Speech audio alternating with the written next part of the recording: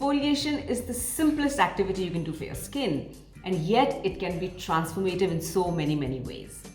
Hello and welcome. If you're new here, you can expect videos backed by science, research, as well as my experience in beauty, healthcare and IT. And if you're returning back, thank you so much for being a part of this journey. This is going to be a very short guide on what exfoliation is, why it is important for your skin, some precautions you need to take, and some of the good exfoliators in the market from the Minimalist, Dot&Key as well as Pixi. With that, let's get started. Exfoliation just does three things for us. It improves the cell turnover, that means newer cells are generated faster. It removes debris from our skin as well as from the pores, and it gives you a peel. And exfoliation is something that a skin is naturally built to do. It is supposed to clean itself and is supposed to exfoliate on a regular basis. My recommendation is that if you have a skin condition or if you're out in the sun too much, you have a very active lifestyle, please don't hesitate from introducing exfoliation to your skin as early on as you need it to be. However, after 30, it is a very strongly recommended skincare practice if you want to have healthier skin well into your mature years. Another thing that really helps you with your skin as you age is to introduce green juices as early as you can. But God, I recommend green juices, but I hate them. I just hate them. The smell and the taste are so horrible. But these are packed with antioxidants and are supposed to give you very good skin, very good hair. So I recommend that you please have them along with all your skincare, because अंदर से भी you have to look after your skin, right? ऊपर से करने से you don't achieve great skin. It has to be equal balance of exercise, nutrition and topical care. With that, let's get started on the type of exfoliants. So primarily, let me get my serious thoughts in. Alright, so we have the purpose of the exfoliants covered. Now let's talk about the different types of exfoliants. On the basic level, there's AHA, there's BHA and there's PHA. AHA has different types. It has got the glycolic acid, it's got mandelic, it's got lactic. BHA has salicylic acid as well as citric acid. Let's understand how these three types of acids differ from each other. And I also want to talk about glycolic acid. I know there's been a lot of conversation whether glycolic acid is good for you or not good for you. I'm doing a follow-up video as part of the opinions series and discussing the various opinions on glycolic acid. In this particular video, I'm only going to be talking about why glycolic acid is good for you. Must be the juice. Alright, so AHA is one of the best exfoliators for your skin. If you have dry skin, sensitive skin, light unevenness, you require glow, your skin is not soft enough, and it is extremely good for dry, sensitive skin. Because AHA is a water-based alpha hydroxy acid, so it's not able to dissolve the oils in your skin, and that is where BHA steps in. It's very good when you have acne-prone skin, or if you have very oily skin and you're looking for just exfoliation, because BHA will help dissolve the extra sebum on your skin. So BHA is extremely recommended for oily skin, acne-prone skin, if you have pigmentation, uneven skin tone, and you're looking for blackhead removal, whitehead removal, and also help from making your skin a little less oily or degreasing the surface of your skin. So it's a great exfoliator for oily skin. Then steps in the glycolic acid. Glycolic acid is absolutely brilliant for pigmentation, uneven skin tone. It's brilliant when you have anti-aging requirements from your exfoliator, because the glycolic acid molecule is really small, so it's able to penetrate the skin even deeper and bring about changes.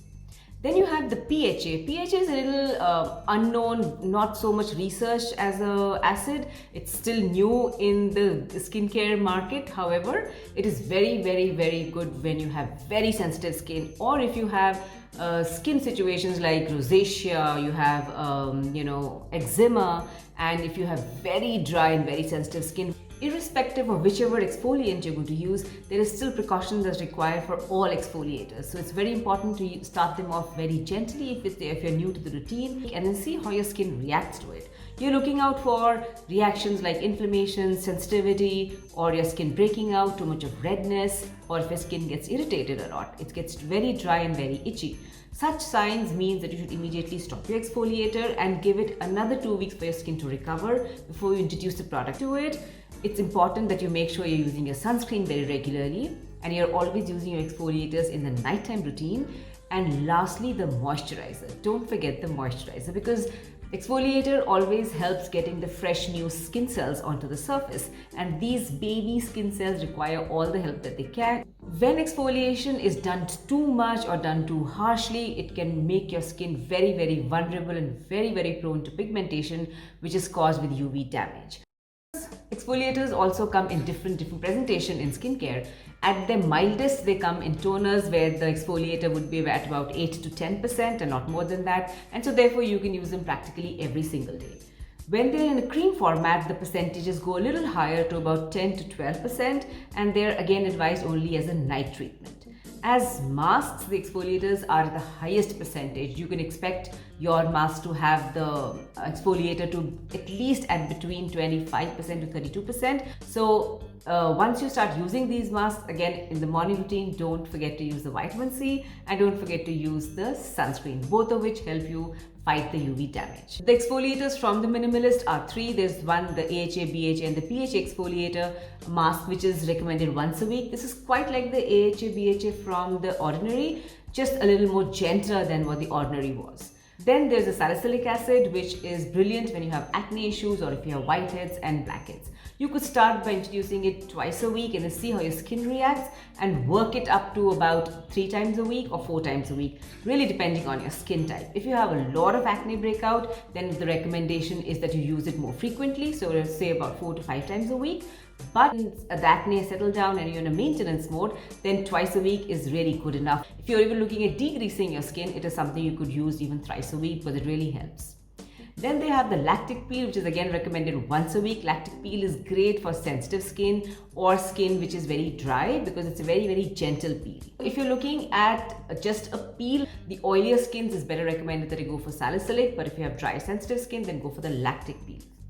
Then there's also the overnight mask, which is again an AHA mask from Dot&Key. It's a very good mask for all skin types, but particularly great for people who have dry sensitive skin because it's super gentle. Gentle exfoliators are great when you're on retinoid, because whenever we exfoliate our skin, because the fresh new skin cells coming up and because of the fact that your skin has been removed for all the debris and the pores are cleaned out, the skin is able to absorb all the actives and the retinoids really well.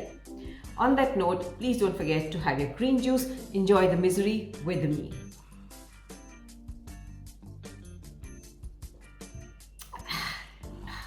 Anyway, you got to do what you got to do for great skin and hair, I guess.